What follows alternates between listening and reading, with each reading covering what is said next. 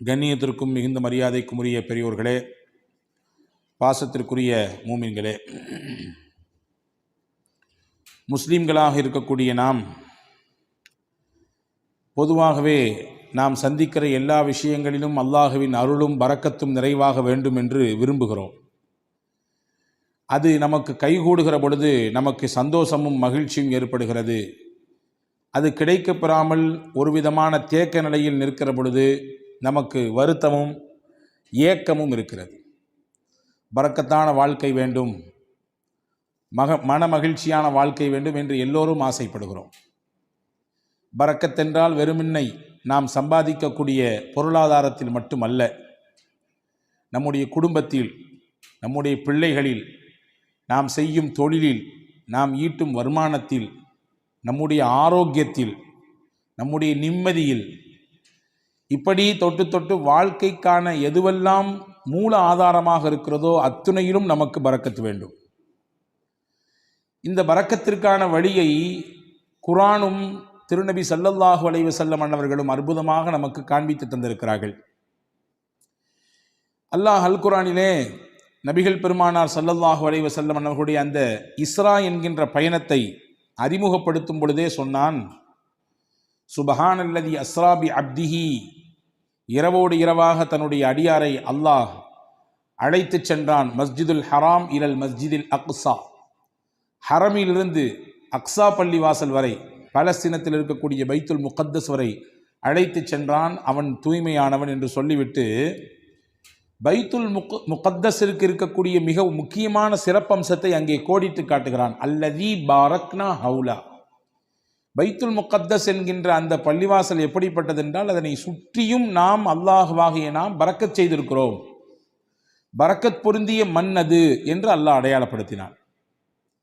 பெருமானார் ஸல்லல்லாஹு அலைஹி வஸல்லம் அன்னவர்களுக்கு அருளப்பட்ட அல் குர்ஆன், இதிலே 114 அத்தியாயங்கள் இருக்கிறது.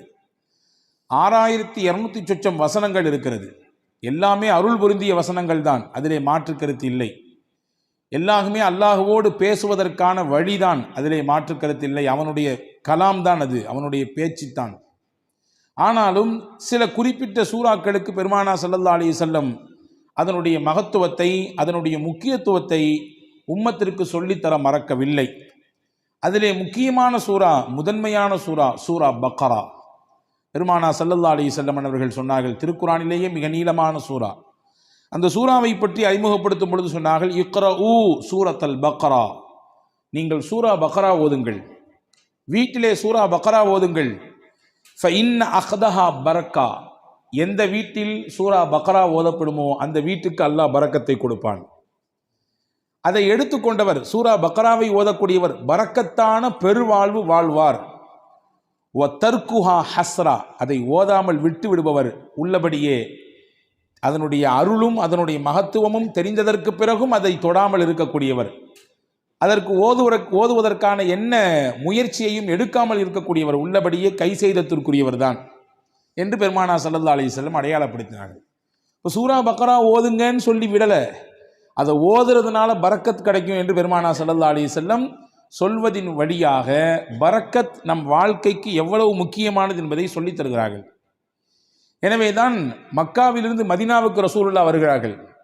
ஹிஜ்ரத் என்ற பயணத்தின் ஊடாக மக்காவில் ஏகதேசம் வாழ்வின் 80% கழிந்து போனது. மிச்சம் இருக்கக்கூடிய 20% அந்த வாழ்க்கையினுடைய காலகட்டம் மதீனாவிலே அல்லாஹ் ஏற்பாடு செய்திருந்தான். ஹிஜ்ரத் என்ற பயணத்தின் வழியாக மதீனாவுக்கு வந்தார்கள். வந்த உடனே ஒரு துவா செய்தார்கள். மதீனா மண்ணுக்கு வந்தவுடன் ஒரு துவா செய்தார்கள். என்ன துவா கேட்டிருப்பார்கள் நினைக்கிறோம்? இங்கே எங்களுக்கு வாழ்வதற்கான இடத்தை கொடு, எங்களுக்கான அரசியல் சூழலை சரியாக்கி கொடு, எதிரிகளின் அச்சத்தை குறைத்து கொடு என்றெல்லாம் கேட்டார்களா? என்ன கேட்டார்கள்? ஹதீஸிலே வருகிறது, அல்லாஹும்ம ஜஅல் பில் மதீனத்தி லிஃபை மா ஜஅல்த பில் மக்கா மினல் பரக்கா. யா அல்லாஹ், உன்னுடைய ஆலயம் பைத்துல்லா இருக்கக்கூடிய மக்காவிற்கு எந்த பரக்கத்தை நீ கொடுத்திருக்கிறாயோ அதில் 2 பங்கை எனக்கு மதீனாவிலே கொடு என்று கேட்டார்கள். அங்கே இருக்கக்கூடிய பரக்கத்தில் 2 பங்கு இந்த மதீனாவுக்கு வேண்டும்.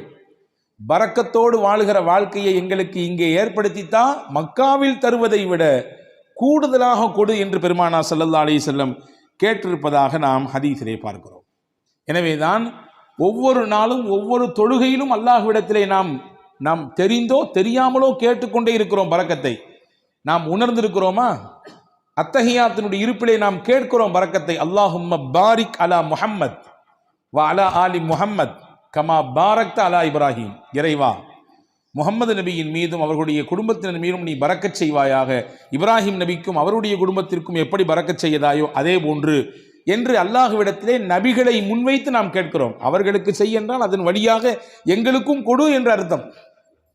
இப்போ பரக்கத் என்பது வாழ்க்கையிலே தவிர்க்க முடியாத ஒன்று. பரக்கத்தான வாழ்க்கையை தான் நாம் எல்லோருமே ஆசைப்படுகிறோம். அந்த பரக்கத் நம்முடைய வாழ்க்கையில், நம்முடைய நிம்மதியில், நம்முடைய ஆரோக்கியத்தில், நம்முடைய தொழிலில், நாம் கை வைக்கக்கூடிய காரியங்களில் நிறைவாக கிடைக்கப் பெறும் பட்சத்திலே மன நிறைவான ஒரு வாழ்க்கையை நாம் அனுபவிப்பதாக நாம் உணரலாம். அதை பெறுவதற்கான வழிகள் என்ன என்பதை குறித்துத்தான் நாம் இங்கே பார்க்க போகிறோம் இந்த ஜும்மாவினுடைய உரையின் ஊடாக. அனஸ் இப்னு மாலிக் ரலியல்லாஹு அன்ஹு சஹாபாக்கள் ரொம்ப முக்கியமான சஹாபி. நபிகள் ஸல்லல்லாஹு அலைஹி வஸல்லம் அவர்களோடு சிறு வயதிலேயே அந்த தொடர்பை ஏற்படுத்தி கொண்ட உன்னதமான தோழர்களிலே ஒருவர். ரசூல் ஸல்லல்லாஹு அலைஹி வஸல்லம் மதீனாவுக்குள்ள வரும்பொழுது எல்லாரும் கிஃப்ட் கொடுத்தாங்க ரசூலுல்லாஹ்க்கு. இந்த அம்மா அனஸ் ரலியல்லாஹுடைய தாயார், அவங்க பேர் உம்மு சுலைம் ரலியல்லாஹு தஆலா அன்ஹா. அந்த அம்மாட ரசூலுல்லாஹ் கொடுக்கறதுக்குன்னு பெருசா ஒன்றும் இல்லை. 10 வயசு ஃபுல்லாக அனஸ் தான் இருந்தாங்க. அனஸ் ரலியல்லாஹு கையை பிடிச்சி கடகடன்னு எடுத்து கூட்டு போய் பெருமானா ஸல்லல்லாஹு அலைஹி வஸல்லம் கிட்ட ஒப்படைச்சிட்டு சொன்னாங்க, யா ரசூலுல்லாஹ் ஹாதிமுக்க அனஸ். எல்லாரும் கிஃப்ட் கொடுக்குறாங்க, என்கிட்ட கொடுக்கறதுக்கு இல்லை, என் புள்ள தான் இருக்காரு, இவரை கொடுத்துட்டேன் உங்களுக்கு. இவரை கொடுத்துட்டோன்னா என்ன பொருள்? இவர்தான் உங்களுக்கான ஊழியர், பணியாளர், நீங்கள் இடும் கட்டளையை செய்யக்கூடியவர். இவரை நீங்கள் வைத்து பயன்படுத்தி கொள்ளுங்கள். உங்களுக்கு பல விதங்களிலே இவர் பயன்பாட்டை கொடுப்பார். உங்களுடைய காரியங்களிலே இவரை வைத்து நீங்கள் வேலை வாங்கி கொள்ளுங்கள் என்று சொல்லிட்டு சொன்னாங்க. என் பிள்ளைய கொடுத்துட்டு நான் உங்கள்ட்ட எதிர்பார்க்கிறது வேற ஒன்றும் இல்லை, அவருக்கு நீ துவா செய்யணும், நீங்க அவருக்காக வேண்டி துவா செய்ய வேண்டும். நான் கடந்த வார ஜும்மாவிலேயே சொன்னேன் இல்லையா, ஒருவர் துஆ செய்யுங்கள் என்று சொல்லிவிட்டால் உடனடியாக நாம் என்ன செய்ய வேண்டும்? பாரக்கல்லா என்று துஆ செய்து விட வேண்டும். பாரக்கல்லா என்று முதல் கட்டமாக துஆ செய்து விட வேண்டும். அதற்கு பிறகு அவரை குறித்து ஞாபகம் வந்தால், அவர் எது குறித்து உண்டான துஆவை நம்மிடத்திலே முன்மொழிந்தார், எந்த சிக்கலுக்காக வேண்டி கேட்டிருக்காரு, எந்த பிரச்சனைக்காக வேண்டி கேட்டிருக்காரு என்று தனிப்பட்ட முறையில் நமக்கு நினைவு இருந்தால் அதை சொல்லி அல்லாஹ்விடத்திலே கேட்பது, இது மிக உயர்ந்த பண்புகளில் ஒன்று. அதனால் கிடைக்கக்கூடிய பலன் என்ன என்பதை கடந்த வார ஜும்மாவிலே நான் உங்களுக்கு ஞாபகப்படுத்தியிருக்கிறேன். இப்போ ஹஸரத் ரசூலுல்லாஹி ஸல்லல்லாஹு அலைஹி வஸல்லம் இடத்திலே உம்மு சுலைம் ரலியல்லாஹு தஆலா அன்ஹா தன்னுடைய பிள்ளையை ஒப்படைத்து விட்டு சொன்னார்கள், உதுஉ, இவருக்கு துஆ செய்யுங்கள், அவ்வளவுதான். இவருக்கு நீங்கள் துஆ செய்யுங்கள், அது மட்டும் போதும், வேற எதுவும் எனக்கு எதிர்பார்ப்பு இல்லை. உடனே ரசூலுல்லாஹ் துஆ செஞ்சாங்க, அனஸ் ரலியல்லாஹு துஆ செஞ்சாங்க. என்ன செஞ்சிருப்பாங்க? யா அல்லாஹ் நல்ல நீல ஆயிலை கொடு, அல்லது நிறைய இவருக்கு என்றெல்லாம் கேட்பதற்கு முன்னால் பெருமானார் செய்த துஆ, அல்லாஹும்ம பாரிக் ஃபி உம்ரி, யா அல்லாஹ் இவர் ஆயிலே நீ பரக்கச் செய்வாயாக, நீண்ட ஆயிலை கொடுப்பாயாகன்னு கேட்கல, இவர் ஆயில்ல நீ பரக்கச் செய்வாயாக. அல்லாஹும்ம பாரிக் ஃபி அவுலாதி, இவருக்கு நீ கொடுக்கக்கூடிய குழந்தை செல்வங்களிலே பரக்கச் செய்வாயாக. அடுத்து சொன்னாங்க, அல்லாஹும்ம பாரிக் லஹு ஃபீமா அதைத லஹு, இவருக்கு நீ என்னெல்லாம் கொடுக்கணும்னு நினைச்சிருக்கியோ எல்லாத்தையும் பரக்கத் செஞ்சிரு. இவர் ஆயில்ல பரக்கத் செஞ்சிரு, இவருடைய குழந்தை குட்டிகளில் பரக்கத் செஞ்சிரு, நீ என்னெல்லாம் இவருக்கு கொடுக்கணும்னு நினைச்சிருக்கியோ எல்லாவற்றிலும் நீ பரக்கத் செய்துவிடு என்று பெருமானார் ஸல்லல்லாஹு அலைஹி வஸல்லம் அவர்கள் துஆ செய்ததாக நாம் ஹதீஸ்ல பார்க்கிறோம்.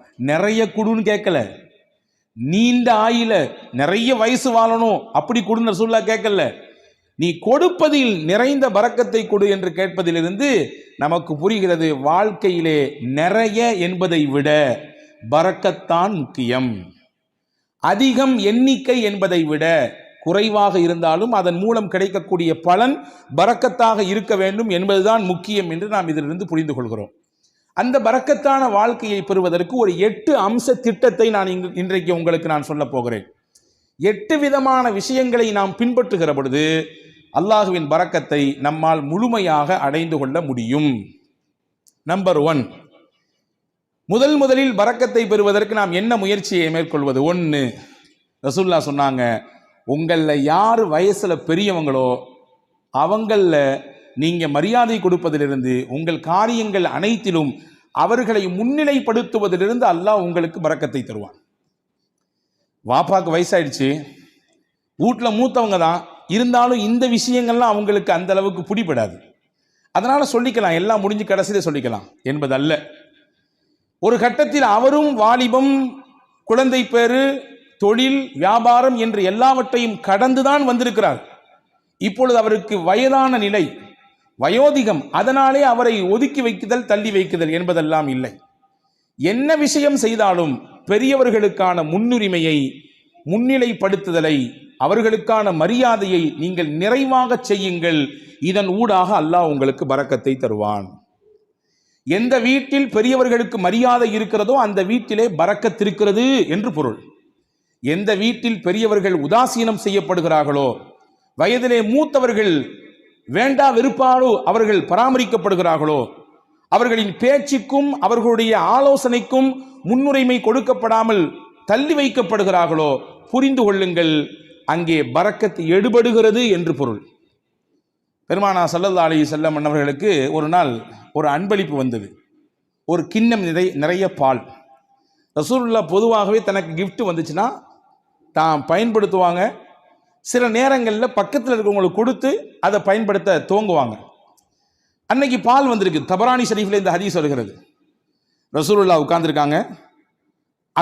அந்த சைடில் பார்த்தீங்கன்னா சையதுனா அபூபக்கர் ரலியல்லாஹு அன்ஹு, சையதுனா உமர் ரலியல்லாஹு அன்ஹு, மூத்த சஹாபாக்கள், இஸ்லாத்தில் மிகப்பெரிய பங்களிப்பு ஆற்றியவர்கள், நபியோடு தங்கள் வாழ்க்கை முழுவதையும் அர்ப்பணித்த ஒரு உன்னதமான சஹாபாக்கள் 2 பேர் இருக்கிறாங்க.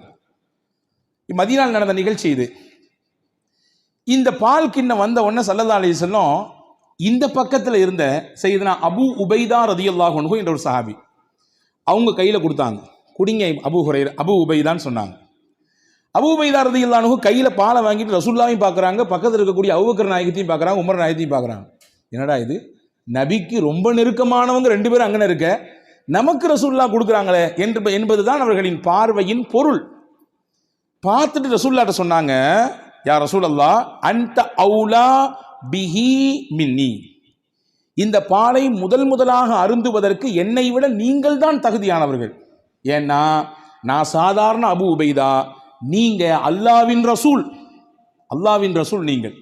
எனவே நீங்கள் தான் இதை துவங்கி வைக்க வேண்டும். ரசூலுல்லாஹ் சொன்னாங்க, ஹுத் யா அபா உபைதா, எடுங்கள், குடியுங்கள் அப்படின்னு சொன்னாங்க. இப்போ 2ஆம் கட்டமாக அபூபக்கர் நாயகத்தை பார்க்குறாங்க, உமர் நாயகத்தை பார்க்குறாங்க. பார்வையின் அர்த்தம் என்ன? என்னை விட இஸ்லாமிய வருகையில் முதன்மையானவர்களாச்சே இவர்கள் எல்லாம், பங்களிப்பு செய்வதிலே முக்கியமானவர்களாச்சே இவர்கள் எல்லாம், அவங்க குடிச்சா நல்லா இருக்குமே என்ற பெருந்தன்மையான மனதோடு சையதுனா அபூ உபைதா ரலியல்லாஹு பார்க்கும் பொழுது ரசூலுல்லாஹ் அப்பவும் சொன்னாங்க, அபூ உபைதா நீங்க தான் குடிக்கணும், குடிங்கன்னாங்க. சையதுனா அபூ உபைதா ரலியல்லாஹு அன்ஹு குடிக்க துவங்கும் நேரத்திலே கையில் பக்கத்தில், வாய்க்கு பக்கத்தில் பால் கிண்ணம் போய்விட்டது. ஆனாலும் அவர்கள் மனம் ஏதோ ஒரு விஷயத்திற்காக வேண்டி மறுக்கிறது. கீழே கொண்டு வந்து சொன்னாங்க, யா ரசூலுல்லாஹ் நீங்க குடிச்சிட்டு தந்தா நல்லா இருக்கும். 3வது தடவையாக பெருமானா ஸல்லல்லாஹு அலைஹி வஸல்லம் அபூ உபைதா ரலியல்லாஹு இடத்திலே சொன்னார்கள், இஷ்ரப், அபூ உபைதா நீங்கள் குடியுங்கள். ஃபைன்னல் பரக்கத்த மஅ அகாபிரினா, பரக்கத் என்பது நம்மிலே யார் வயதிலே பெரியவர்களாக இருக்கிறார்களோ அவர்களிடத்திலிருந்து தான் துவங்குகிறது. இங்கே இருக்கும் நபர்களிலேயே வயதால் பெரியவர் நீங்கள். என்னை விட, அபூபக்கர் ரலியல்லாஹு விட, உமர் ரலியல்லாஹை விட வயதால் மூத்தவர்கள் நீங்கள் குடிக்க வேண்டும். அங்கிருந்து பரக்கத் கிடைக்க வேண்டும். ஃபமல்லம் யர்ஹம் சகீரனா வலம் யுஜல்ல கபீரனா ஃபலைஸ மின்னா, நம்மிலே சிறியவர்கள் மீது இரக்கம் காட்டாதவர்கள், பெரியவர்களுக்கான மூத்தவர்களுக்கான கண்ணியத்தை தராதவர்கள் நம் வழியை சார்ந்தவர்கள் இல்லை என்று பெருமானா ஸல்லல்லாஹு அலைஹி வஸல்லம் வார்த்தையோடு சொல்லி முடிக்காமல் அதை செயல்படுத்தியும் காண்பித்தார்கள். பரக்கத் எங்கிருந்து துவங்குகிறது? எந்த இடத்தில் மூத்தவர்களுக்கான மரியாதை இருக்குமோ, கண்ணியம் இருக்குமோ, அவர்களுடைய சொல்லுக்கான மிகச்சிறந்த அந்த புரிதலோடு அதை எதிர்கொள்ளக்கூடிய பக்குவம் இருக்குமோ, அங்கே பரக்கத்தும் இருக்கும். இதுக்கு நேர்மாறாக பெரியவர்கள் உதாசீனப்படுத்தப்படுவதும், அவர்களுடைய கண்ணியம் சீர்குலைக்கப்படுவதும், வேண்டா வெறுப்போடு அவர்களை அரவணைப்பதும் பராமரிப்பதும், அவர்களுடைய வார்த்தைகள் தூக்கி வீசப்படுகிற நிலையிலே வைக்கப்படுவதும் பரக்கத்தை எடுப்பதற்கான வழி என்று மார்க்கம் நமக்கு கற்றுத்தருகிறது. அப்போ முதல் விஷயம், 8 விஷயத்தில் முதல் விஷயம், பரக்கத்தான பெருவாழ்வு வாழ்வதற்கு மூத்தவர்களின் அந்த கண்ணியம் காக்கப்பட வேண்டும். 2வது, உறவுகளும் சொந்தங்களும் அரவணைக்கப்பட வேண்டும். அதிலே பரக்கத் இருக்கிறது. உறவுகளையும் சொந்தங்களையும் அரவணைத்து வாழ்தல் தான் நமக்கு இஸ்லாம் காட்டி தந்திருக்கிற அற்புத வழி. பல நேரங்களிலே அதிலே பல பெருத்த சிக்கல்கள் இருக்கத்தான் செய்யும், சிக்கல் இல்லாமல் இல்லை. உறவுகளை திருப்திப்படுத்தி நிம்மதியோடு இணைந்து வாழ்வதிலே பல சிக்கல்கள் இருக்கத்தான் செய்கிறது, அதிலே மாற்று கருத்து இல்லை. ஆனாலும் அந்த சிக்கலையும் எதிர்கொண்டு விவகாரங்கள் ஏற்படுகிற பொழுது அதையும் மிகச்சரியாக கையாண்டு உறவை தன் கையிலிருந்து நழுவ விடாமல் பாதுகாத்து யார் இணைத்துக் கொள்கிறாரோ பெருமானார் சொன்னார்கள், பரக்கத்தான வாழ்க்கை அல்லாஹ் அவருக்கு கொடுப்பான். ரசூலுல்லாஹ்வுடைய ஹதீஸ் வந்திருக்கிறது. அனஸ் பின் மாலிக் ரலியல்லாஹு அறிவிக்கிறார்கள், மன் ஹப்ப அன் யுபஸத லஹு ஃபீ ரிஸ்கி, அல்லாஹ் இவருக்கு தரக்கூடிய ரிஸ்கிலே யாருக்கு நல்ல விசாலம் கிடைக்க வேண்டும் என்று ஆசைப்படுகிறாரோ, விசாலமான ரிஸ்க், அதாவது பரக்கத்தான ரிஸ்க் கிடைக்கும் யார் ஆசைப்படுறாரோ, நீண்ட ஆயுள் கிடைக்க வேண்டும் என்று யார் விருப்பப்படுகிறார்களோ, ஃபல் யஸில் ரஹ்மா, தன் சொந்தங்களையும் உறவுகளையும் அவர் அரவணைத்துக் கொள்ளட்டும், அதன் வழியாக அல்லாஹ் பரக்கத்தை தருவான். அப்ப இதுக்கு நேர் ஆப்போசிட் என்ன? உறவுகளும் சொந்தங்களும் யாருடைய மனதிலே ஒரு பெரிய விஷயமாகவே இல்லை. நான் நன்றாக இருக்கிறேன், என் குடும்பம், என் மனைவி, என் பிள்ளைகள் எல்லாம் சிறப்பாக இருக்கிறோம், அண்ணன் எப்படி போனால் நமக்கு என்ன, மாமா எப்படி போனால் நமக்கு என்ன, உறவுகள் எப்படி போனால் நமக்கு என்ன என்கின்ற உணர்வு எங்கே வருகிறதோ அங்கே பரக்கத்தை எல்லாம் எடுத்து விடுவான். உங்களுக்கு ஒன்று தெரியுமா? 2 நபிமார்கள் சேர்ந்து துவா செய்தார்கள். ஒன்று மூசா அலைஹிஸ்ஸலாம், இன்னொன்று அவர்களுடைய சகோதரர் ஹாரூன் அலைஹிஸ்ஸலாம். யாருக்கு எதிராக துவா செஞ்சாங்க தெரியுமா? ஃபிரௌன் என்கின்ற சர்வாதிகாரிக்கு எதிராக துவா செஞ்சாங்க. உச்சபட்சமான சர்வாதிகாரத்தினுடைய உச்சாணி கொம்பில் இருந்து ஆட்டம் போட்டவன், ஆடியவன் ஃபிரௌன். அவனுக்கு எதிராக அந்த 2 நபிமார்களும் துவா செய்கிறாங்க. அந்த 2 நபியில ஒன்று ரசூல், மூசா அலைஹிஸ்ஸலாம் ரசூல்னு கட்டப்பட்டவங்க, உலுல் அஸ்முல கட்டுப்பட்டவங்க. 5 நபர்கள் உல் அஸ்மு, அதாவது உறுதிமிக்க மனமிக்கவர்கள் என்று குர்ஆன் சொல்கிறது 5 நபிமார்களே. அந்த 5 நபிமார்களில் ஒன்று செய்தனா மூசா அலைஹிஸ்ஸலாம். ரசூல் அல்லாஹுவோடு நேரடியாக பேசுவதற்குரிய வாய்ப்பை பெற்றவர்கள் செய்தனா மூசா அலைஹிஸ்ஸலாம். தனிச்சிறப்பு போய்கிட்டே இருக்கிறது. மூசா அலைஹிஸ்ஸலாம் பற்றி தனியாக ஒரு ஜும்மா பேசணும், அவ்வளவு இருக்குது செய்தி. அந்த மூசா நபியும் ஹாரூன் அலைஹிஸ்ஸலாமும் துவா செய்கிறாங்க ஃபிரௌன் என்ற கொடியவனுக்கு, சர்வாதிகாரிக்கு எதிராக. ஆனால் அவர்கள் செய்த துவா 40 வருஷத்துக்கு பிறகுதான் பதிலே கொடுக்கப்பட்டது. துவா செஞ்சு முடிச்சு 40 வருஷத்துக்கு பின்னாடி தான் ஃபிரௌனுக்கு அழிவு வந்தது. ஃபிரௌன் நைலிலே மூழ்கினான். ஏன் இந்த 40 ஆண்டு கால தாமதம்? நமக்கு இயல்பாக கேள்வி எழும். ஒரு நபி கேட்கிற துவா, நீங்களோ நானோ கேட்கிற துவாவே நாளைக்கு உடனடியாக கபூலாக வேண்டும் என்று நினைக்கும் பொழுது, அல்லாஹுவின் உயர்ந்த நெருக்கத்தை பட்ட 2 நபிமார்கள் கேட்கிற துவாவை 40 ஆண்டு காலம் தள்ளி போட்டான் அல்லாஹ். அதிலே பல காரணங்கள் இருக்கிறது. அதிலே முக்கியமான ஒரு காரணம் என்ன தெரியுமா? ஃபிரௌனிடத்திலே ஒரு நல்ல பண்பு இருந்ததாம். தன் உறவுகளை அவன் எப்பொழுதுமே சேர்த்து வைத்துக் கொள்வான். அவர்களுக்கானதை கொடுத்து கொண்டே இருப்பான், அவர்களை பராமரித்துக் கொண்டே இருப்பான். அல்லாஹ் நினைத்தான், இந்த பண்பில் இருந்தாவது அவனுக்கு ஏதாவது ஒரு சில நிமிடமாவது அவன் கொஞ்சம் ஒதுங்கி நம்மின் பக்கம் வரமாட்டானா என்று அல்லாஹ் எண்ணினான். எனவே அந்த வேதனையை கொஞ்சம் தள்ளி போட்டு கொண்டே இருந்தான். தள்ளி போட்டு 40 வருடங்களுக்கு பிறகுதான் இனிமேலும் இவன் திருந்துவதற்கு வாய்ப்பே இல்லை என்ற பொழுது அந்த நபிமார்களின் துவாவை ஏற்றுக்கொண்டு அவனுக்கு அழிவை கொடுத்தான். அப்போ இஸ்லாத்தின் மிகப்பெரிய விரோதியாக, அல்லாஹ்விற்கே சவால் விழுகிற இடத்திலே, உனக்கு நிகரானவன் நான் என்று சொல்லும் இடத்தில் இருந்த ஃபிரௌனுக்கே வேதனை தள்ளி போடப்பட்டது. எதன் காரணமாக? உறவை அவன் சேர்த்து கொண்டான், உறவை அவன் பிரியவில்லை, உறவுக்கானதை மிகச்சரியாக கொடுத்தான் என்ற ஒரு காரணத்திற்காக. அப்படி என்றால் அல்லாஹ்வுக்கு விரோதிலாம் நம்ம கிடையாது. அல்லாஹ்வுக்கு நேர் நிகராக நின்று சமமாக சண்டை போடுபவர்கள் கிடையாது நாம். அப்ப நம்மிடத்திலே இந்த உறவு பேணுதல் இருக்கும் பட்சத்திலே அல்லாஹ் பரக்கத்தான வாழ்வை அதன் வழியாக கொடுத்து விடுவான் என்பதை நாம் இங்கே கவனத்தில் கொள்ள வேண்டும். இது 2வது விஷயம். 3வது விஷயம் என்ன? யா அல்லாஹ் எனக்கு பரக்கத்தான வாழ்க்கையை கொடு என்று துவா செய்ய வேண்டும்.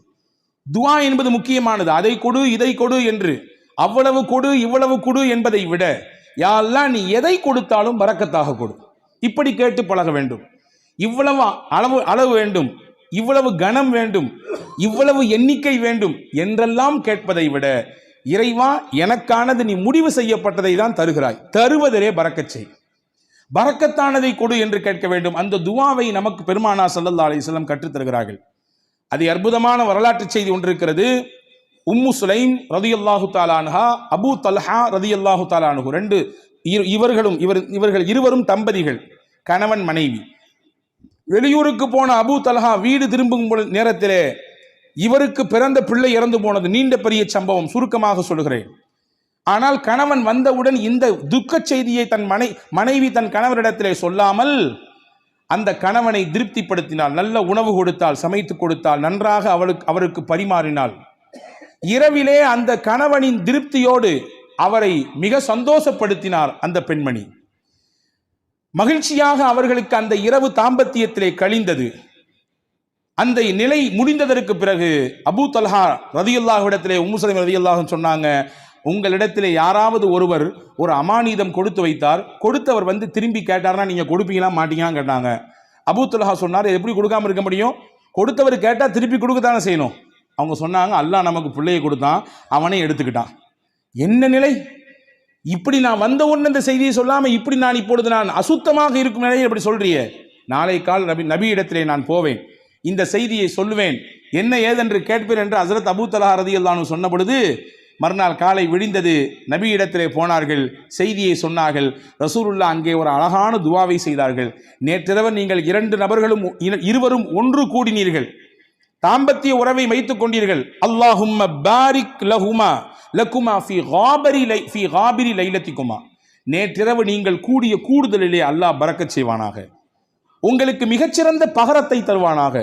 எந்த பொறுமையோடும் எந்த அல்லாஹ்வின் நம்பிக்கையோடும் உங்கள் மனைவி அப்படியான ஒரு நிலையை மேற்கொண்டார்களோ அதற்கு பகரமாக அல்லாஹ் உங்களுக்கு பரக்கத் செய்வான், சிறந்த சந்ததியை தருவான் என்று துவா செய்தார்கள். வரலாற்றிலே வருகிறது, அங்கே இருந்து பிறந்த பிள்ளை வாழ்வாங்கு வாழ்ந்தார்கள், செழிப்பாக வாழ்ந்தார்கள். கல்வி, பொருளாதாரம், வாழ்க்கையின் மேல்தட்டில் இருக்கும் விதத்திலே, எல்லோரும் பார்த்து போற்றும் விதத்திலே அந்த பிள்ளைகளின் வாழ்க்கை எல்லாம் இருந்தது. இதற்கு மூல முக்கிய காரணம் நாயகத்தினுடைய துவா. இப்போ துவா செய்யணும், யா அல்லாஹ் நீ கொடுப்பதிலே எங்களுக்கு பரக்கத் செய்வாயாக, என்ன கொடுத்தாலும் பரக்கத்தாக கொடுப்பாயாக என்று துவா செய்ய வேண்டும். இது பரக்கத்தான வாழ்க்கைக்கான 3வது அம்சம். 4வது அம்சம் என்ன, நம்மிடத்தில் எது இருக்கிறதோ அதை பகிர்ந்து கொள்ள வேண்டும். பகிர்தலிலே பரக்கத் இருக்கிறது. தனக்கும் மட்டும்தான் தன் குடும்பத்துக்கு மட்டும்தான் என்கின்ற குறுகிய மனப்பான்மையிலிருந்து வெளியே வர வேண்டும். எது இருந்தாலும் அதை பகிர்கிற அந்த பக்குவம் எந்த நபரிடத்திலே வருகிறதோ அல்லாஹ் தானாக பரக்கத்தை தருவான். ரசூலுல்லாஹி ஸல்லல்லாஹு அலைஹி வஸல்லம் உடைய ஹதீஸ் வந்திருக்கிறது, தஆமுல் வாஹிதி யக்ஃபிஸ் இஸ்னைன் வ தஆமுல் இஸ்னைனி யக்ஃபில் அர்பஆ. 2 நபருக்கான உணவு தான், ஆனால் 3 பேர் வந்துட்டாங்க. ஐயோ 2 பேர் தானே சாப்பாடு இருக்குது, 3வது நபர் வந்துட்டாரே என்று யோசிக்க வேண்டாம், விரிச்சு வைங்க, அவரையும் சேர்த்துங்க. அல்லாஹ்வின் ரசூல் சொன்னாங்க, 2 பேருக்கான உணவாக இருந்தாலும் நீங்கள் பகிர வேண்டும் என்ற சிந்தனைக்கு வந்துவிட்டால் அதை 3 போதுமானதாக அல்லாஹ் ஆக்கி விடுவான். 3 பேருக்கான உணவு தான், ஆனால் 5 பேர் இருக்கிறாங்க, 2 பேரை தள்ளி விடாதீங்க, இது பத்தாது, நமக்கே பத்தாது, யானை பசிக்கு சோள புரியா அப்படின்னு கேட்ட மாதிரிலாம் நம்ம கதை பேச வேண்டாம், சேர்த்திக்குங்க. ரசூல் சொன்னாங்க 3 நபருக்கான உணவு தான், நீங்கள் சேர்த்து ஷேர் செய்யும் பொழுது, அதிலே பகிர வேண்டும் என்ற எண்ணம் வரும் பொழுது அதிலே அல்லாஹ் 5 நபருக்கான பரக்கத்தை செய்து விடுவான். இது வாழ்க்கையிலே யாரெல்லாம் இந்த ஷேரிங்ல இருக்கிறாங்களோ அவங்க எல்லாம் கண்கூடாக பார்க்க முடியும், கண்கூடாக பார்க்க முடியும். ரசூலுல்லாவுக்கு ரொம்ப பிடித்த குடும்பம் ஒரு குடும்பம் இருந்தது, அல் அஷ்அரி. ரொம்ப பிடிக்கும் அவங்கள ரசூலுல்லாவுக்கு. எந்த அளவுக்குன்னா அவங்க என் குடும்பம் ரசூலுல்லாஹ் சொன்னாங்க, என் குடும்பம் அவங்க, என்னிலிருந்தும் அவர்கள், அவர்களிலிருந்தும் நான் என்று சொன்னார்கள். சஹாபாக்கள் ஒன்றும் புரியும், ஏன் இந்த குடும்பத்தை மட்டும் ரசூலுல்லாஹ்க்கு ரொம்ப பிடிக்குது? விவரத்தை கேட்டு போனா ரசூலுல்லாஹ் சஹாபாக்கள்கிட்ட சொன்னாங்க, அவங்கள்ட்ட ஒரு சிறந்த பண்பு இருக்குது. தாங்கள்கிட்ட எல்லாரும் ஒரு பயணத்தில் போனானா எல்லாரும் தனித்தனியாக சாப்பாடு கொண்டு வருவாங்க, யாராவது 1-2 பேருடைய சாப்பாடு சீக்கிரமாக தீர்ந்து போயிடும். நீண்ட தூர பயணம் என்பதினாலே அவர்களை அப்படியே கழட்டி விட்டுற மாட்டாங்க. நீங்கள் கொண்டு வந்து காலியாக போச்சா, அப்படித்தான் போச்சு, இப்போ இன்னும் ரொம்ப தூரம் இருக்குது, இன்னும் 500 கிலோமீட்டர் போனோம், அப்படித்தான் என்று விட்டு விட மாட்டார்கள். சாப்பாடு இல்லாதவர்களையும் சேர்த்து ஒரே இடத்தில் உட்கார வைத்து ஒரு பெரிய துணியை எடுத்து கொண்டு வந்த மொத்த சாப்பாடையும் அதிலே கொட்டி கலந்து இருப்பவர்களுக்கெல்லாம் பகிர்ந்து கொடுப்பார்கள். இந்த பகிர்தல் என் பண்பு, என்னுடைய குணம், அது அவங்கள்ட்ட இருக்கிறதுனால அவங்க எங்க குடும்பம் நாங்கள் ரசூல் ஸல்லல்லாஹு அலைஹி வஸல்லம். இப்போ பகிர்தல் இது பரக்கத்திற்கான பெரிய வழி. நம்மில எது இருக்கிறதோ அதை பகிர்ந்து கொள்வது. குடிப்பதற்கு இவ்வளவுதான் நீர், அதை பகிர்ந்து கொள்வது. உணவு இவ்வளவுதான் இந்த இடத்திற்கான விஷயம், பகிர்ந்து கொள்வது. எனக்கு மட்டும் வேணும், என் குடும்பத்துக்கு மட்டும் வேணும் என்று முன் தயாரிப்பு செய்து முன்னால் எடுத்து வைப்பதை விட இருப்பதை கொண்டு பகிர்வதனால் அல்லாஹ் பரக்கத்தை தருவான். இது 4வது வழி. 5வது பரக்கத்துக்கான முக்கியமான வழி, இன்னைக்கு நம்மள பல பேர் மறந்துவிட்ட விஷயம், சாப்பிடும் பொழுது எல்லாரும் சேர்ந்து உட்கார்ந்து சாப்பிடுங்க நாங்கள் சொல்லலாம். எல்லாரும் சேர்ந்து உட்கார்ந்து சாப்பிடுங்க, தனித்தனியா சாப்பிடாதீங்க. ஆனால் இன்னைக்கு காலப்போக்கில் வேக உலகத்தில் இருக்கிறோம் நாம், அதனாலே பல விஷயங்களை இழந்து விட்டோம். ஆனால் நம் முன்னோர்கள், நம்முடைய தாய் தகப்பன், நம் தாதி எல்லாம் நம்முடைய வீடுகளிலே சேர்ந்து தான் உட்கார்ந்து சாப்பிடுகிற வழக்கத்தை சொல்லி தந்திருக்கிறார்கள். இன்னைக்கு வரையும் சில ஊர்களிலே கலன் சாப்பாடு என்று ஒன்று இருக்கிறது. ஒரே பிளேட்ல உட்கார்ந்து மொத்தமா சாப்பிடுறது, ஒரே பிளேட்ல உட்கார்ந்து 4 பேர் 5 பேர், இதுவெல்லாம் நிகழ்ச்சிகளுக்கு என்பதை தாண்டி சாதாரணமாக இயல்பாக அன்றாட சாப்பாடு அப்படி சாப்பிடுகிற பழக்கம் இன்னைக்கும் சில ஊர்களிலே இருக்கிறது. ஆனா கால ஓட்டத்தில் அதெல்லாம் நம்ம விட்டுட்டோம். ஒரே வீட்டில் இருக்கிறோம், 5 பேர் தான் இருக்கிறோம், 5 பேரும் 5 டயத்துல சாப்பிட்றோம். சஹாபாக்கள் வந்து ரசூலுல்லாஹ்ட்ட ஒரு நாள் சொன்னாங்க, யா ரசூலல்லாஹ் இன்னா நாகுலு வலா நஷ்பஉ, நிறைய சாப்பிட்றோம், வயிறே நிறைய மாட்டேங்குது, என்ன செய்யறதுன்னு கேட்டாங்க. சஹாபாக்கள் ரசூலுல்லாஹ் கேட்டாங்க, அன்தும் தாகுலூன ததஃபர்ரகூன், எல்லாருமே தனித்தனியா சாப்பிட்ற மாதிரி தெரியுது, ஆமாவான்னு கேட்டாங்க. எல்லாரும் வீட்டில் சேர்ந்து சாப்பிட்றீங்களா தனித்தனியா சாப்பிட்றீங்களா? இல்லை தனித்தனியா சாப்பிட்றோம். ரசூல் சொன்னாங்க, இஜ்மாஉ அலா துஆமிக்கும் வذ்குரு ஸ்மல்லாஹி அலைஹி யுபாரக லக்கும் ஃபீஹா. 2 விஷயத்தை செய்யுங்க சாப்பிடும் பொழுது. எல்லாரும் சேர்ந்து சாப்பிடுங்க, முடிந்த அளவுக்கு சேர்ந்து சாப்பிடுங்கள். சேர்ந்து சாப்பிடுவதற்கு ஒரு நாளில் ஒரு வக்து தான் முடியும், இந்த நேரத்தில் மட்டும்தான் எங்களால் சேர்ந்து சாப்பிட இயலும். காலை அல்லது இரவு அல்லது மதியம், அந்த ஒரு நேரத்தில் எல்லாரும் சேர்ந்து உட்காருங்கள். குடும்பத்தோடு சேர்ந்து உட்கார்ந்துட்டு சாப்பிட்றதுக்கு முன்னாடி பிஸ்மில்லா என்று சொல்லுங்கள். நீங்க கை தொட்டு கேளுங்க, நானும் என் நெஞ்சத்துல கை தொட்டு கேட்கிறேன். அன்பர்களே, எத்தனை குடும்பத்திலே எல்லாரும் சேர்ந்து உட்கார்ந்து பிஸ்மில்லாஹிர் ரஹ்மானிர் ரஹீம் என்று சத்தம் போட்டு சொல்லி நாம் அந்த சாப்பாட்டிலே கையெடுத்து வைக்கிறோம். மலேசியா போன்ற பெருநகரங்களிலே அல்லாஹ் பரக்கத்தை கொட்டுகிறான். அது தனிப்பட்ட விஷயம். நான் அங்கே இருக்கக்கூடிய ஒரு சிறப்பு அம்சத்தை சொல்லுகிறேன். சாப்பிடும் பொழுது குடும்பத்தில் உட்கார்ந்து விட்டால் உடனடியாக யாரும் உணவிலே கை வைக்க மாட்டார்கள். எல்லாரும் உட்காரணும். உட்கார்ந்த உடனே அந்த வீட்டில் இருக்கக்கூடிய பெரியவர் சொல்லுவார், பிஸ்மில்லாஹிர் ரஹ்மானிர் ரஹீம் ஆரம்பிங்கம்பாரு. அதுக்கு பின்னால் தான் சாப்பிடவே துவங்குவார்கள். எனக்கு என்னவோ தெரியவில்லை, அந்த வார்த்தையை அவர்கள் முழுவதுமாக பின்பற்றுவதானோ என்னவோ அல்லாஹ் பரக்கத்தை கொட்டென்று கொட்டுகிறார், பல ரூமுகள்ல தர்றான். எனவே உணவின் சமயத்திலே நாம் சேர்ந்து சாப்பிடுவது பரக்கத்திற்கான முக்கியமான வழி. இது 5வது விஷயம். 6வது விஷயம் என்ன? ரசூலுல்லாஹ் சொன்னாங்க, உங்க வீட்டுக்குள்ள போகும்போது சலாம் சொல்லிட்டு போங்க, சலாம் சொல்லிட்டு வெளியே வாங்க, இது பரக்கத்தை உங்க வீட்டுக்கு தரும் நாங்க ரசூலுல்லாஹ். ஹஜ்ரத் ரசூலுல்லாஹ் சொன்னாங்க, 3 விஷயம் அல்லாஹ்வுடைய பொறுப்பு, அல்லாஹ்வுடைய கண்ட்ரோல்ல வந்துருது. அதிலே 1, மன் தஹல பைத்தஹு வஸல்லம ஃபஹுவ லாமினுன் அலல்லாஹ், யார் வீட்டுக்கு நுழையும் பொழுது சலாம் சொல்லிட்டு போறாரோ அவர் அல்லாஹ்வுடைய கஸ்டடியில வந்துடுறாரு, அல்லாஹ்வுடைய நேரடி பார்வையில வந்துடுறாரு, அவருக்கானதை அல்லாஹ் கொடுத்து விடுவான். ஹதீஸ்ல இப்படி ஒரு வார்த்தை வருது, இன் ஆஷ ருஸிக வ குஃபிய, அவர் வாழ்ந்தால் மனநிறைவான வாழ்க்கையை வாழ்வார். வ இன் மாத்த அதுஹலகுல் ஜன்னா, இதை அப்படி கண்டினியூவா ஃபாலோ பண்ணாருன்னு சொன்னா 3 விஷயம் சொன்னாங்க. அந்த 3ல ஒன்று தான் நான் சொல்லியிருக்கேன், 2 தேவைப்படுறவங்க தனியாக வந்து கேளுங்க. அந்த 3ல் 3 விஷயத்தை யார் பின்பற்றுகிறாரோ வாழ்ந்தால் போதுமான வாழ்க்கையை அல்லாஹ் அவருக்கு தருவான். 2வது, அவர் மௌத்தாகி விட்டால் அல்லாஹ் நேரடியாக சொர்க்கத்தை கொடுப்பான். அதுல 1 தான் வீட்டுக்கு போகும்போது சலாம் சொல்லிட்டு போறது. உங்க வீட்டுக்கு அல்லாஹ் பரக்கத்தை தருவான், பரக்கத்தான வாழ்க்கையை உங்களால் வாழ முடியும் என்பதை ரசூலுல்லாஹ் சொன்னார்கள். இது 6வது விஷயம். 7வது விஷயம் என்ன? அல்லாஹ் எதை நமக்கு அளந்திருக்கிறானோ அல்ஹம்துலில்லாஹ், போதும் என்ற மனமே பொன் செய்யும் மருந்து நான் தமிழ்ல இல்லையா, இன்னைக்கு அதுதான் நம்மள்ட்ட இல்லை. இருக்கு, வேணும் வேணும் வேணும். எப்ப வரை வேணும்? மௌத்த சந்திக்கிற வரையும், இஸ்ராயில பார்க்கிற வரையும் வேணும், அந்த நிமிஷம் வரையும் வேணும். அன்பர்களே, எது கிடைக்கிறதோ அது குறைவோ அதிகமோ அல்ஹம்துலில்லாஹ் என்று சொல்ல பழக வேண்டும். அப்படியான பழக்கம் இருக்கிறது. நீங்கள் சொல்லும் வார்த்தை அது அல்லாஹ்விற்கு பிடித்து போனால் அல்லாஹ் அதிலே பரக்கத் செய்து விடுவான். எப்படிங்க இருக்கிறீங்க? நீ யார்ட்டையா கேளுங்க, என்னத்தை போகுது, மூட்டி வலி, முதுகு வலி, அங்கிட்டு வலி, இங்கிட்டு வலி, மருத்துவ செலவு, அப்படி இப்படி ஒரு பெரிய லிஸ்ட். நல்லா இருக்கிறன்றதுக்கு நிறைய பாயிண்ட்ஸ் இருக்கும், அதை நம்மள பல பேர் சொல்றதே இல்லை. ஆனா அல்லாஹ்வின் ரசூல் சொன்னாங்க, உங்களுக்கு அல்லாஹ் என்ன கொடுத்திருக்கானோ அதுல எது நலவு இருக்கிறதோ அதை நீங்கள் சொல்லி பழகுங்கள், அல்ஹம்துலில்லாஹ் என்று சொல்லுங்கள், அல்லாஹ் பரக்கத்தை தருவான். அப்போ போதும் என்கின்ற மனம், இது பரக்கத்தை பெற்று தருவதற்கான 7வது வழி. 8வது முக்கியமான வழி, பயபக்தி மிக்க வாழ்க்கையை நாம் வாழ்வதற்கு பழகி கொள்ள வேண்டும். தக்குவா மிக்க வாழ்க்கையை நம்முடைய தொழிலில், நாம் சந்திக்கும் நபர்களில், நாம் பேசும் பேச்சில், நாம் பார்க்கும் பார்வையில், நாம் நடக்கும் நடையில், உடையில், பாவனையில், அனைத்திலும் அல்லாஹ் ஒருத்தன் நம்மளை பார்த்துக்கிட்டு இருக்கான்னு சிந்தனையில் வாழணும். அந்த சிந்தனை நம்மள பல பேருக்கு பல சமயங்களில் போறதுனால தான் பாவத்தில் போய் விழுந்துடுறோம். ரசூல் சொன்னாங்க, யாருக்கு இந்த தக்குவா மிக்க வாழ்க்கையை வாழ வேண்டும் என்ற பிரியம் வந்து விடுகிறதோ, பரக்காத்தின் மின சமாய் வல்லர், வான பூமியில் என்ன பரக்கத்து இருக்கோ எல்லாத்தையும் அல்லாஹ் கொண்டு வந்து கொட்டிடுவான். வான பூமியில் என்னென்ன பரக்கத்துகள் எல்லாம் உண்டோ மொத்தத்தையும் கொண்டு வந்து அவர்களின் காலுக்கு கீழே கொட்டி விடுவான் என்று பெருமானா ஸல்லல்லாஹு அலைஹி வஸல்லமுக்கு அல்லாஹ் சொன்னான். அப்போ இந்த 8 காரியங்களும் பரக்கத்தான செழிப்பான வாழ்க்கையை வாழ்வதற்கான வழிகள் என்று மார்க்கம் அழகாக கற்றுத்தருகிறது. வல்ல அல்லாஹ் அப்படிப்பட்ட மிகச்சிறந்த புரிதல் மிக்க வாழ்க்கையை வாழுகிற தௌஃபீக்கை அல்லாஹ் உங்களுக்கும் எனக்கும் எல்லா மக்களுக்கும் தந்தல் புரிவானாக. அல்லாஹ் எதை நமக்கு தருகிறானோ அதில் நிறைந்த பரக்கத்தையும் அருளையும் தருவானாக.